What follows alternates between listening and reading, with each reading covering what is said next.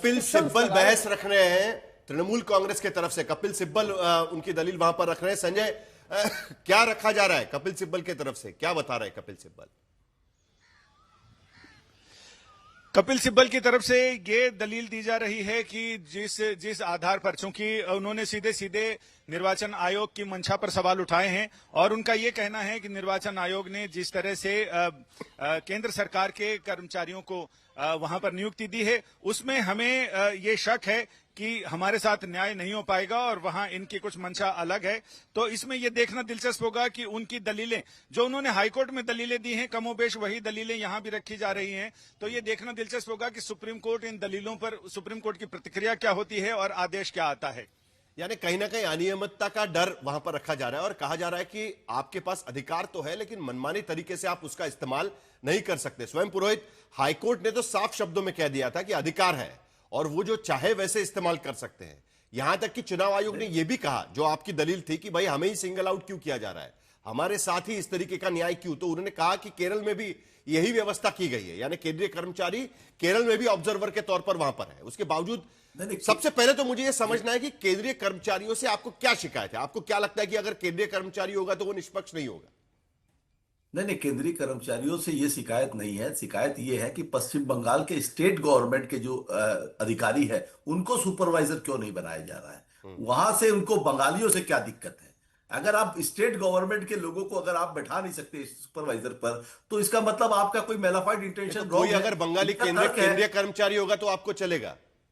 नहीं, सुनिए, पहले स्टेट गवर्नमेंट की बात हो रही है। स्टेट गवर्नमेंट की बात हो रही है जो राज्य के अंतर्गत काम, ये बात है ना। इलेक्शन कमीशन ने क्या तर्क दिया? उन्होंने तर्क दिया कि ये लोग साइंटिफिक काम करते हैं, स्टेट गवर्नमेंट के एम्प्लॉयज। ये साइंटिफिक, मुझे ये साइंस समझ में नहीं आया कि भारतीय जनता पार्टी के लिए अगर केंद्र के लोग काम कर रहे हैं वो ठीक है, वो वाला साइंस ठीक है। और ये तस्वीरें भी देख लीजिएगा, आपके उम्मीदवार आज भी स्ट्रांग रूम के बाहर जाकर खड़े हो रहे हैं। शशि पांजा एक बार फिर पहुंच गई है। ममता दीदी ने कह दिया था उस दिन की भाई आखिर तक निगरानी करिएगा, एक बार फिर शशि पांजा वहां पर पहुंच गई है। सोए प्रकाश जी, आपकी बात खत्म कर। जी, 2011 में जब हमारी सत्ता आई थी, तब स्ट्रांग रूम में जब हम लोगों ने ईवीएम छोड़ा था, हमें देश की सत्ता पर, देश की केंद्र वाहिनी पर विश्वास था और हमारे लोग वहां पर नहीं खड़े थे सिक्योरिटी के लिए। मगर केंद्र में आज ऐसी सरकार है कि छेड़छाड़ की घटनाएं अन्य राज्यों से भी हुई है, यहां भी करने की कोशिश कर रहे हैं। अगर हमारे प्रतिनिधि वहां नहीं पहुंच पाए, 15 मिनट आधे घंटे लेट पहुंचे हैं और आप वहां पर एक बार ये बहस वहां पर चल रही है, उनको आई कार्ड दिखाकर वो शायद बोल रही है कि अंदर जाना है और वहां पर जो तैनात कर्मचारी है उनसे कुछ बहस चल रही है। जरा ऑडियो बढ़ा दीजिएगा, क्या बोल रही है सुनते आ रहा है कि बंगाली में होगा, कोई ट्रांसलेट कर दे तो हमें पता भी चलेगा क्या है। स्वयं प्रकाश जी कर देंगे ट्रांसलेट।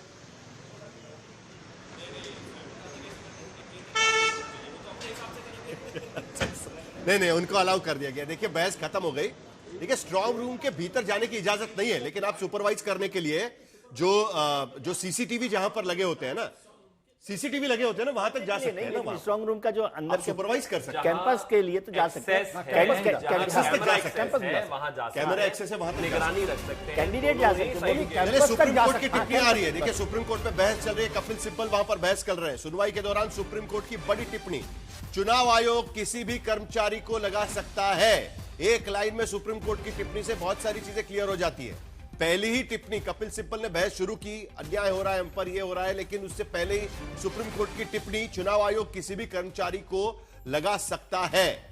स्वयं प्रकाश जी, वो पहला ही लॉजिक डिफाई किया जा रहा है, हालांकि एक टिप्पणी है। वो तो अधिकार है, वो अधिकार उनके पास है, मगर हम अपनी मांग सर्वोच्च न्यायालय तक लेकर के गए हैं। ठीक है, क्यों नहीं जाएंगे? वो भी आपका अधिकार है। ठीक है, मानता हूं मैं, हमारा अधिकार है, हम उनके पास लेके गए और ये कानून है, तो ये कानून मतलब है कि वो डिस्ट्रस्ट है, मतलब रूल से बदलाव ठीक है, मन मुताबिक नहीं कर सकते, इसका मतलब है कि हमें डिस्ट्रस्ट है। रूल आपके पास है, अधिकार है, लेकिन उसका यूज तो एक ठीक तरीके से। लेकिन डिस्ट्रस्ट के आधार पर आप किसी प्रक्रिया को चैलेंज तो नहीं कर सकते ना। देखिए, फंडामेंटल क्या है, चुनाव इलेक्शन कमीशन का जो फंडामेंटल है, लेवल प्लेइंग फील्ड प्रोवाइड करना। ठीक है, ताकि किसी भी दल को, किसी भी संगठन को यह ना लगे कि उसके साथ किसी तरीके की उसके साथ बायस है या उसके खिलाफ पूर्वाग्रह से काम हो रहा।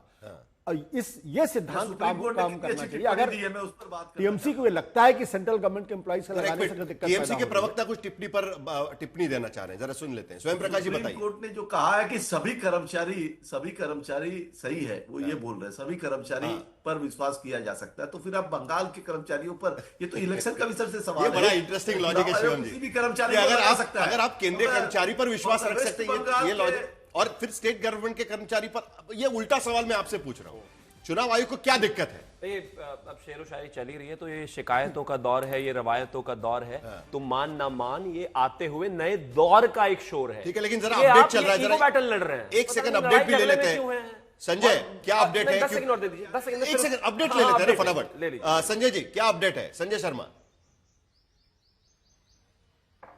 अभी फिलहाल तृणमूल कांग्रेस की तरफ से 2 आरोप लगाए गए, जिसे इलेक्शन कमीशन के वकील दामा शेषाद्री नायडू ने उसका खंडन किया है। पहला तो ये कि इन्होंने सारे केंद्र सरकार के कर्मचारी लगाए हैं सुपरवाइजर के रूप में।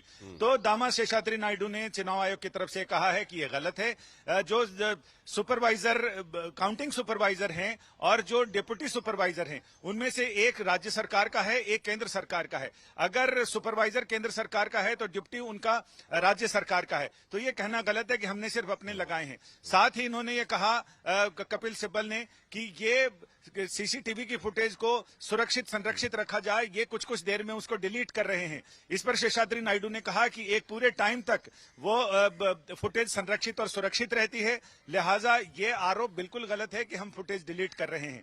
तो ये तमाम चीजें भी चल रही हैं और कोर्ट अभी फिलहाल आगे सुनवाई आगे बढ़ रही है इसमें, जिसमें कपिल सिब्बल तो कुल मिलाकर बड़ी बातें जरा एक बार बिग टेक्स्ट पे दिखा देते हैं। पहली बात तो ये कि तृणमूल कांग्रेस की तरफ से ये दलील एक बार फिर रखी गई कि भाई अगर पश्चिम बंगाल के कर्मचारियों को हटाकर केंद्रीय कर्मचारियों को रखा जाएगा तो पक्षपाती रवैया हो सकता है, हमें उस बात का डर है। पश्चिम बंगाल को सिंगल आउट क्यों किया गया, ये एक सवाल उठाया गया। सुप्रीम कोर्ट ने टिप्पणी साफ शब्दों में की कि इलेक्शन कमीशन के पास वो अधिकार है और उस अधिकार के तहत वो वहां पर कर्मचारियों की नियुक्ति कर रहे हैं। इलेक्शन कमीशन की तरफ से एक बार यह दलील दी गई कि अगर किसी केंद्रीय कर्मचारियों को पर्यवेक्षक रखा गया है तो उसका डेप्यूटी पश्चिम बंगाल का कर्मचारी होगा या वाइस वर्सा, उस तरीके से हमने व्यवस्था वहां पर की गई है। तो ऐसा नहीं है कि, और सीसीटीवी जो है वो सुरक्षित रखा गया। ये बड़ी बातें फिलहाल सुनवाई से निकलकर यहां पर आ रही है। शिवम जी, आपकी जल्दी से प्रतिक्रिया, उसके बाद आगे बढ़ेंगे। कि ये ईगो बैटल की तरह लड़ा जा रहा है, इतनी आवश्यकता नहीं है। अभी आशुतोष जी ने कहा कि भाई एक विश्वास की तो कमी है। वो हम कर रहे हैं यहाँ बैठकर। भाई विश्वास की कमी कैसे है? मान लीजिए आशुतोष जी ने कहा कि भाई विश्वास की कमी है, मैंने कहा जी ये लीजिए पेपर। इन्होंने कहा अभी भी विश्वास की कमी है, मैंने कहा ये लीजिए सीसीटीवी फुटेज। इन्होंने कहा अभी भी विश्वास की कमी है, मैंने कहा ये लीजिए राज्य सरकार का भी एक कर्मचारी वहां पर है। अब इसके बाद भी अगर विश्वास की कमी है तो मैं क्या करूं?